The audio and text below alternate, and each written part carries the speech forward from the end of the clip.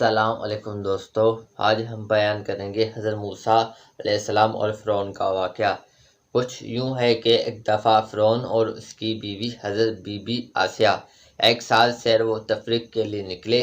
جب دریائے نیل پہ پہنچے تو اس وقت فرعون کی بیوی آسیہ کی نظر ایک صندوق پر پڑی جو دریائے نیل پر تیرتا ہوا جا رہا تھا۔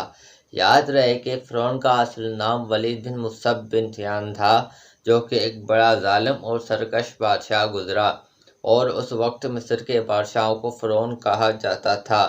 بی بی آسیہ نے فرعون کو مخاطب کر کے کہا کہ اس صندوق کے اندر کیا ہے۔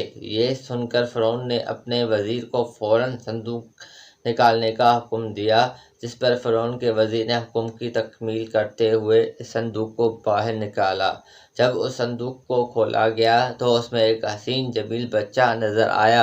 یہ دیکھ کر فرعون کو فوراً اپنا خواب یاد آیا جو اس نے اپنی سلطنت میں دیکھا کہ کوئی بچہ پیدا ہوگا جو بڑا ہو کر میری بادشاہی ختم کرے گا، جس پر فرعون نے فوراً قتل کرنے کا کہا، جس پر بی بی آسیہ نے منع فرما کر کہنے لگی کہ ہمارے پاس کوئی بچہ نہیں ہے، بس اس کی ہم پرورش کریں گے۔ اور فرعون سے کہنے لگی کہ اگر آپ کو پھر بھی شک ہے تو اس کو آزمائیں گے۔ ایک طرف اس بچے کے بائیں طرف سے پانی رکھ دیں اور دائیں طرف سے جلتے ہوئے آگ کے کوئلے رکھ دیں۔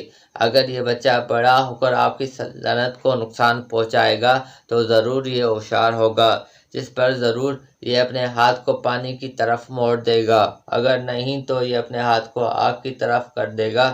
تب ممکن ہی نہیں کہ ایسا بچہ بڑا ہو کر آپ کی سلطنت کو کوئی نقصان پہنچائے۔ جس پر فرعون نے اپنے وزیر اور مشیروں کو اس کام کے کرنے کا حکم جاری کیا۔ تب حضرت موسیٰ علیہ السلام نے اپنے ہاتھ کو جب پانی کی طرف بڑھانے لگے تو فوراً اللہ تعالیٰ نے حضرت جبرائیل علیہ السلام کو حکم فرمایا کہ فوراً جا کر حضرت موسیٰ علیہ السلام کے ہاتھ کو آگ کی طرف کر دے، تاکہ فرعون کو معلوم نہ ہو سکے کہ واقعی میں یہ بھی وہ بچہ ہے جو میری سلطنت کو ختم کرے گا۔ اس طرح اللہ نے حضرت موسیٰ علیہ السلام کی فرعون سے حفاظت